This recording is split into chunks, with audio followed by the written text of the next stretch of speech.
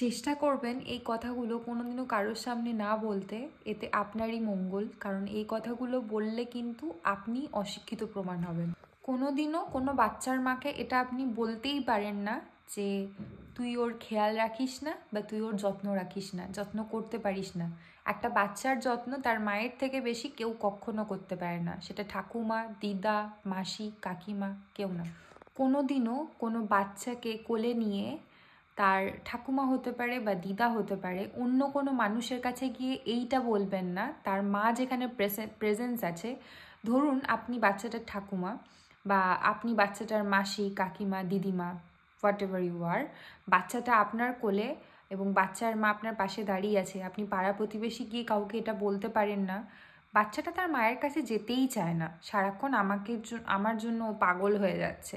এতে করে আপনি বাচ্চার মাকে অপমান করছেন এবং তাকে ইচ্ছা করে কষ্ট দেওয়ার চেষ্টা করছেন। কারণ বাচ্চার মা কখনোই চাইবে না যে তার বাচ্চা অন্য কারোর কাছে বেশি মানে কি বলবো, অ্যাডজাস্ট হয়ে যাক। তো এটা কোনোদিনও করবেন না। এটা করছেন তার মানে আপনি ইচ্ছা করে বাচ্চার মাকে আঘাত করতে চাইছেন। এইটা কোনোদিনও বাচ্চার মাকে বলবেন না যে তোর কাছে থাকলে বাচ্চাটা রোগা হয়ে যাচ্ছে কি করে, তুই কি বাচ্চাটাকে খাওয়াচ্ছিস না, সারাদিন মনে হয় ঘুমোস না, বাচ্চা একা রেখে ঘরে মনে হয় ঘুমিয়ে যাস, অবশ্য তোর ঘরে কাজটাই বাকি আছে। এগুলো বলে নিজেকে আর অশিক্ষিত প্রমাণ করবেন না। ধরুন একটা বাচ্চাকে আপনি টিকা দিতে নিয়ে যাচ্ছেন অথবা কোনো ভ্যাকসিন দিতে নিয়ে যাচ্ছেন।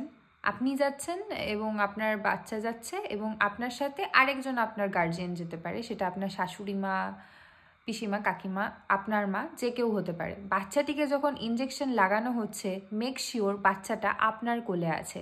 এটা যদি না হয়ে থাকে আর সেক্ষেত্রে অন্য কেউ, ম্যাক্সিমাম ক্ষেত্রে এখানে ঠাকুমারা করে থাকে, ঠাকুমা তার বাচ্চাটাকে কোলে নিয়ে বলবে তুই পারবি না, আমাকে বাচ্চাটা দে। এবং সেই সময়তে বাচ্চাকে যখন ইনজেকশনটা দেওয়া হয়, বাচ্চা অবিরাম কাঁদে, অজস্র কাঁদে, তখন বাচ্চার মায়ের বুকটা ফেটে যায়। মনে হয় যে আমার বাচ্চাকে আমি আমার বাচ্চা টেক কেয়ার করতে পারি, আমি জন্ম দিতে পেরেছি, তার মানে আমি সব পারবো। জাস্ট বিকজ আপনি আমার থেকে গুরুজন, আপনি আমার থেকে বড়, তার মানে এটা নয় যে আমার বাচ্চার খেয়াল আপনি ভালো রাখতে পারবেন। আমার বাচ্চার খেয়াল আমিই রাখতে পারবো। বাচ্চা যখন কাঁদবে, বাচ্চাকে বাচ্চার মায়ের থেকে দূর করার চেষ্টা করবেন না, এতে আপনারই ক্ষতি। বাচ্চাকে সবসময় বাচ্চার মায়ের কাছে থাকতে দেবেন এবং এতে করে বাচ্চা এবং বাচ্চার মায়ের বন্ডিং ভালো হবে, সংসারেও সুখ শান্তি আসবে। এরপরে আসি বাচ্চার মায়ের কি করা উচিত। যেমন ধরো তুমি যখন তোমার বাচ্চাকে মানুষ করবে, এখানে অনেকে অনেক রকম টোটকা, অনেক রকমের তোমাকে অভিজ্ঞতা শেয়ার করতেই পারে এবং তুমিও সেটা শুনতেই পারো। আফটার অল তুমি সেটাই করবে যেটা তোমার ঠিক মনে হয় এবং ডক্টরের ঠিক মনে হয়। বাকি আদার্স ঘরের কে কী বললো প্লিজ শোনো না। মা বাবাই বাচ্চাকে ভালোভাবে মানুষ করে নিতে পারবে। হ্যাঁ, মাঝে মাঝে মাকে আপনারা হেল্প করুন। বাচ্চাকে প্রথম কথা মানে বাচ্চা যখন বড় হয়, বাচ্চাকে বাচ্চার মাই দেখে নিতে পারে।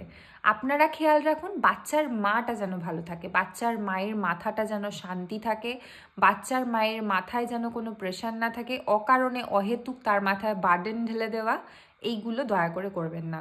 যেমন ধরুন তুই চুল খুলে ঘুরবি না, তুই এটা করবি না, তুই ওটা করবি না, তুই সেটা করবি না, এইগুলো বলাটা বন্ধ করুন।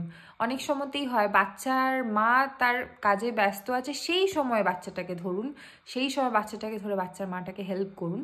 কারণ আপনার তো বাচ্চা হয়ে গেছে, আপনার তো বাচ্চার আশা করি শখও মিটে গেছে, এখন সেই মেয়েটিকে উপভোগ করতে দিন মা হওয়ার জার্নিটা। এতে করে ওর জীবনটাও সুন্দর হবে, আপনারও জীবনটা সুন্দর হতে পারে, এতে করে পুরো জিনিসটা আর কি ভালো হবে। তো ম্যাক্সিমাম সময় তো আমাকে সবসময় এটাই কমেন্ট করে বা মেসেজে বলে যে পরিবারে এরকম সবাই বলছে আমার বাচ্চার উপর আমার নিজেরই অধিকার নেই মনে হচ্ছে। সেক্ষেত্রে আমি বাচ্চার মাকে বলবো যে নিজের অধিকারটা নিজেকে বুঝে নিতে হয়। যখনই তোমার মনে হবে যে তোমার বাচ্চার উপর তোমার থেকে বেশি কেউ অধিকার ফলাতে আসে, সেই সময় গলার আওয়াজটা তোমাকেই তুলে বলতে হবে এটা আমার বাচ্চা, আমি নিজের বাচ্চার ভালো নিজে করে নিতে পারবো, আপনি যদি পারেন তাহলে আমাকে সাহায্য করুন, আমার বাচ্চাকে আমি দেখতে পারবো। তো চলো, আজকের ভিডিওটা এটা নিয়েই ছিল। আশা করছি তোমাদের এটা ভালো লেগেছে এবং অনেকের সাথে এটা রিলেটেবল হয়েছে। জানিও তোমাদের কেমন লাগলো ভিডিওটা।